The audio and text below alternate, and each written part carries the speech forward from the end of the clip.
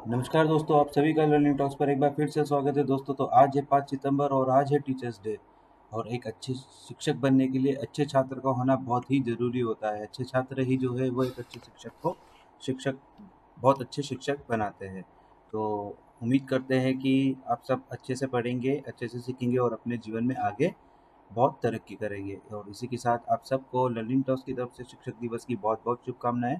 आइए फिर से हम स्वागत करते हैं आप सबका। आपसे रिक्वेस्ट है हमारा कि आप जब भी इस वीडियो को देखें वो पूरा वीडियो देखें, ठीक है। तो आज हम बात करने वाले हैं खासकर रेडियस के बारे में। तो चलिए स्टार्ट करते हैं दोस्तों। स्टार्ट करें इससे पहले मैं आपको कुछ बातें बता दूं कि अगर आप इस हमारे चैनल पर नए हैं तो प्लीज़ चैनल को ज़रूर सब्सक्राइब कर लीजिएगा और बेल आइकन को दबाना नहीं भूलिएगा। तो चलिए हम स्टार्ट करते हैं।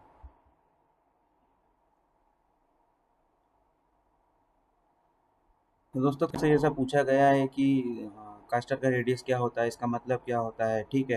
या फिर कई बार लोग पूछते हैं कि ये 4/7 क्या होता है, 6/11 क्या होता है। तो कोई बहुत ज़्यादा बड़ी चीज़ नहीं है, बहुत ही छोटी सी चीज़ है। और आगे जो है हमने इसको समझाने की पूरी कोशिश की हुई है, ठीक है। तो इससे पहले कि हम स्टार्ट करें, मैं आपको एक चीज़ और यहाँ पे बता दूँ कि हमने जो है लर्निंग टॉक्स के ऊपर में एक कंपटीशन रन किया है जिसका नाम है 12 मंथ 12 क्वेश्चंस, मतलब 12 महीने 12 सवाल। तो उसका आप ज़रूर जवाब दें, उसमें आपको एक निश्चित उपहार ज़रूर मिलेगा। तो इससे पहले कि हम कास्टर रेडियस के बारे में बात करें, हमको कुछ बेसिक्स चीज़ें जो है वो जान लेना बहुत ही ज़रूरी है। क्योंकि उसके बिना जो है वो कास्टर रेडियस को समझना शायद थोड़ा डिफिकल्ट हो जाए।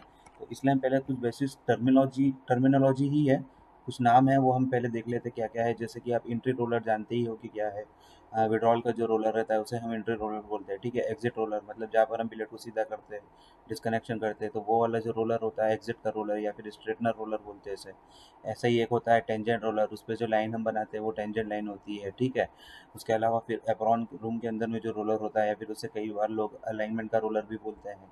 न्यूट्रल पॉइंट क्या होता है, शायद आपके लिए नया हो। तो ये हम आगे जो सारी चीज़ें हैं, न्यूट्रल एक्सिस क्या है, इसे अब हम एक डायग्राम से समझने की पूरी कोशिश करेंगे, ठीक है।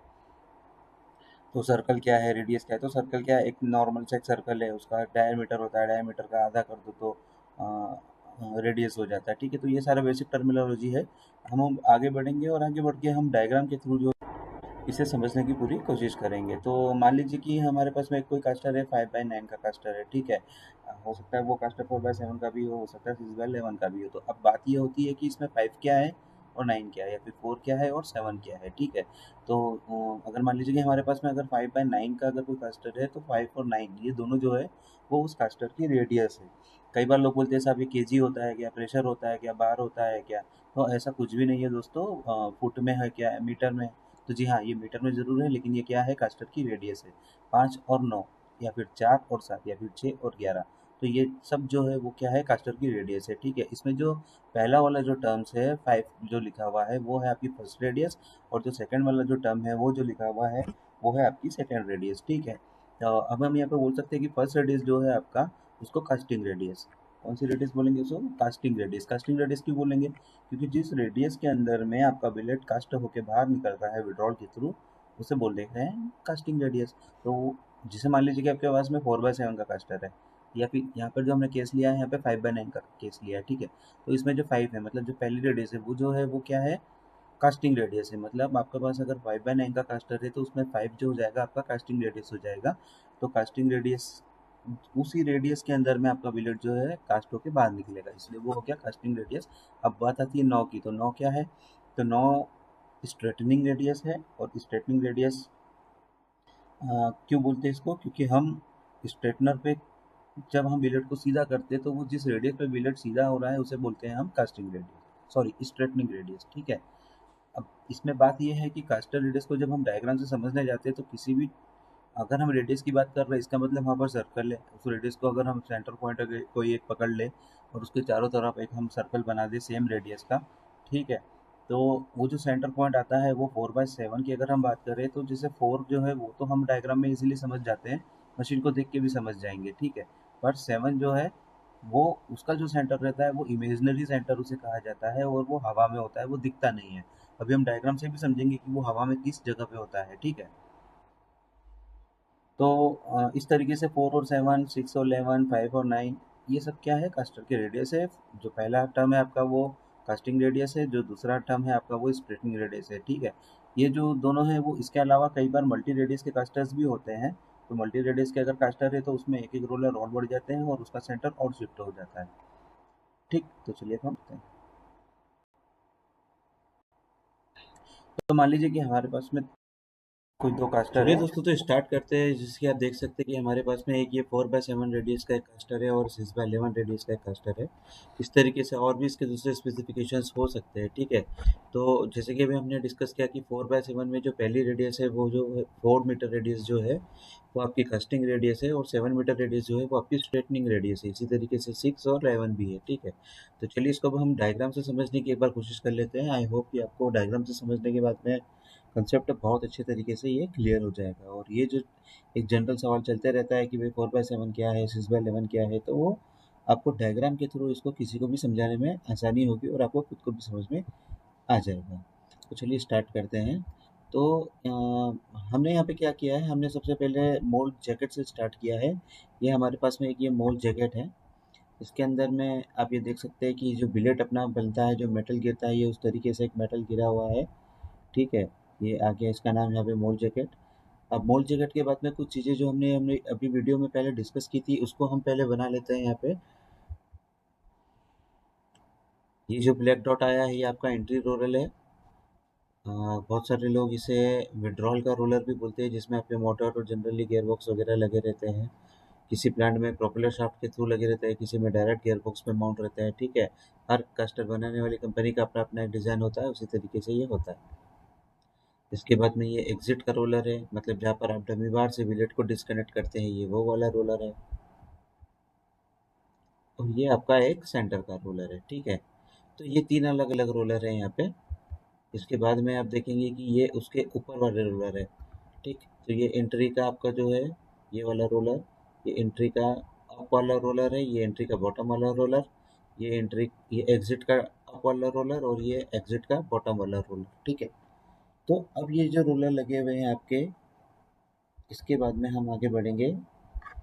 ये अलाइनमेंट रोलर है आपका, जो जनरली आपके एप्रॉन के अंदर में लगा रहता है। कई बार आपने देखा होगा कि आपका जो एप्रॉन चेंबर है उसके अंदर में एक अलाइनमेंट का रोलर लगा रहता है, जिसे बहुत से लोग स्टैंड गाइड रोलर भी बोलते हैं, गाइड रोलर भी बोलते हैं, अलाइनमेंट का रोलर भी बोलते हैं, ठीक है। तो ये हमने वहाँ पे बनाया है, बनाने की कोशिश की है।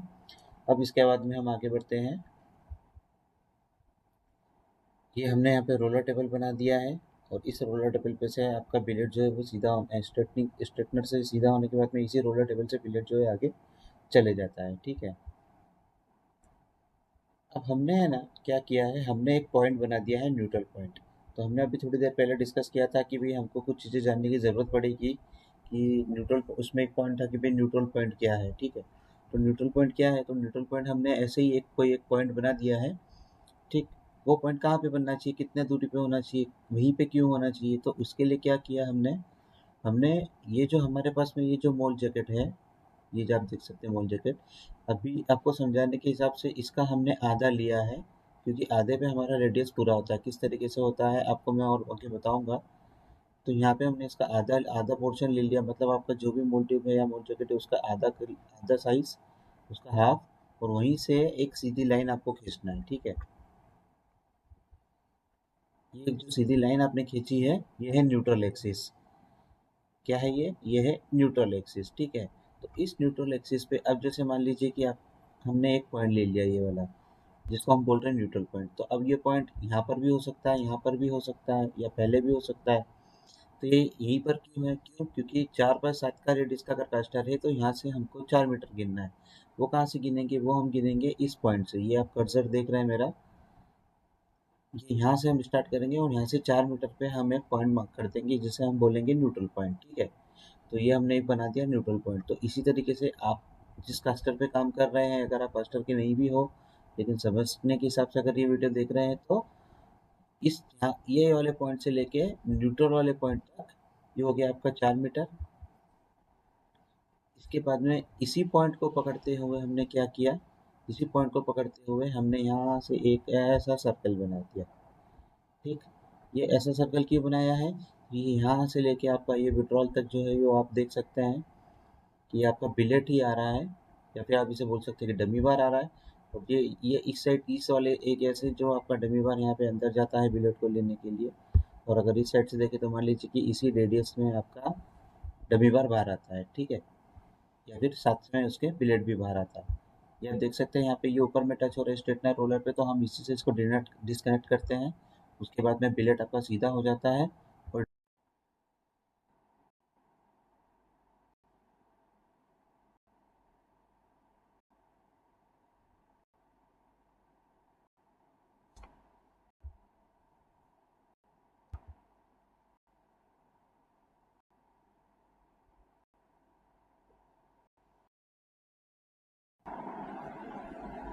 डमी बार यहाँ से आपका जो है वो सीधा बिलेट जो है वो सीधा चले जाता है यहाँ पे, और डमी बार यहाँ से आपका ऊपर चले जाता है, ठीक है। इसके बाद में हम क्या करेंगे, इसके बाद में हम इसी पॉइंट को लेते हुए 4 मीटर रेडियस देखेंगे कहाँ पे होता है। तो आप देख सकते हैं कि इस पॉइंट से लेके यहाँ तक की जो दूरी वो कितनी है, 4 मीटर है, ठीक है। और ये आपका जैसे बिलेट सीधा हुआ है यहाँ पे स्ट्रेटनिंग के थ्रू ये सीधा चले गया।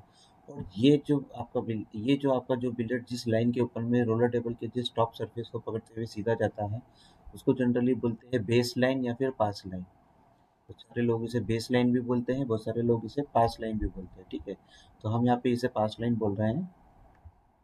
इसके बाद में जब हम आगे बढ़ेंगे तो आप देख सकते हैं कि ये जो विड्रॉल वाला जो आपका एंट्री वाला जो रोलर था, इसका जो सेंटर पॉइंट है वो आपके एग्जिट वाले रोलर के सेंटर पॉइंट से थोड़ा सा ऊपर है। इसका मतलब क्या हो गया, इसका मतलब ये हो गया कि इसके सेंटर में और इन दोनों रोलर के सेंटर में बीच में एक गैप होता है, ठीक है। वो गैप कितना होता है, उतना ही क्यों होता है, वो एक अलग सिनारियो है, लेकिन वो अलग अलग डिज़ाइनर के हिसाब से, वो अलग अलग मशीन के डिज़ाइन के हिसाब से डिसाइड होता है कि उसको कितना रखना है, ठीक है। अब देखिए 6 मीटर को समझने के लिए हमने क्या किया, यहाँ पे एक टेंजेंटल लाइन बनाई हुई है, इसे हम क्या बोलेंगे, टेंजेंट लाइन। ये जो रेड कलर से आपको दिख रही है लाइन, वो टेंजेंट लाइन। टेंजेंट लाइन कहाँ पे बनेगी आपकी, ये जो आपका सेंटर वाला रोलर है, ये सेंटर वाले रोलर के सेंटर को पकड़ते हुए हमने एक सीधी लाइन खींच दी है जो आगे तक जा रही है आपके, ठीक है। ये जो पॉइंट है आप, ये वाला जो पॉइंट है ये इसके पास में आएगा टेंजेंट लाइन।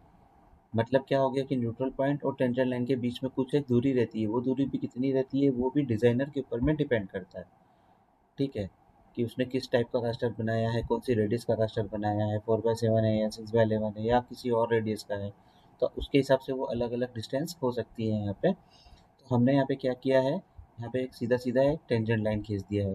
अब टेंजेंट लाइन खींच देने के बाद में हम आगे जब बढ़ते हैं तो हमने ये जो हमारा न्यूट्रल पॉइंट आया था उसको कनेक्ट करते हुए भी ठीक इसी के पैरेलल में, मतलब पैरेलल मतलब इसके समानांतर में या फिर इसके सामने में बराबर दूरी पे इसी पॉइंट से होते हुए एक और लाइन खींच दी, ठीक।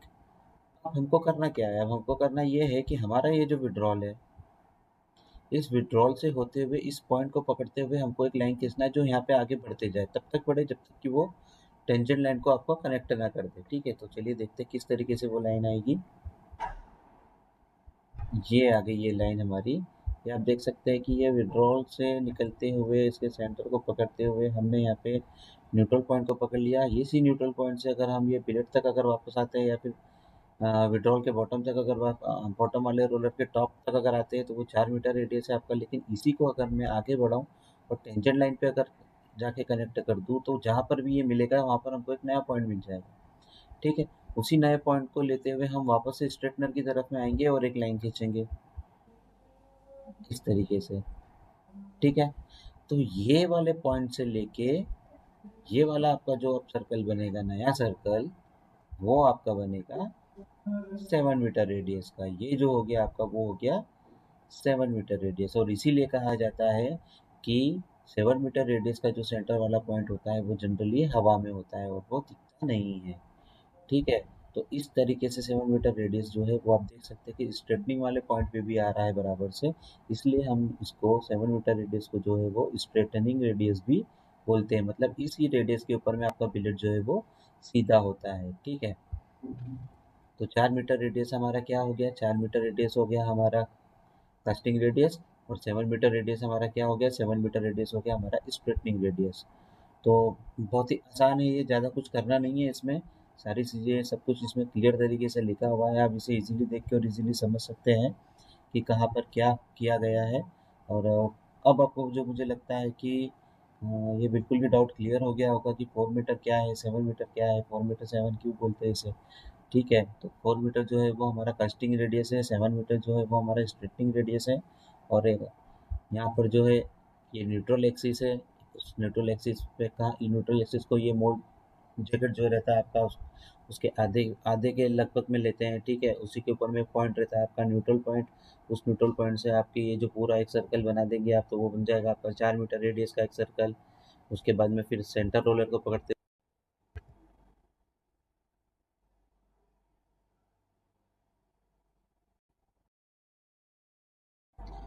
टेंजेंट रोलर को पकड़ते हुए एक लाइन सीधी आपको खींच देना है।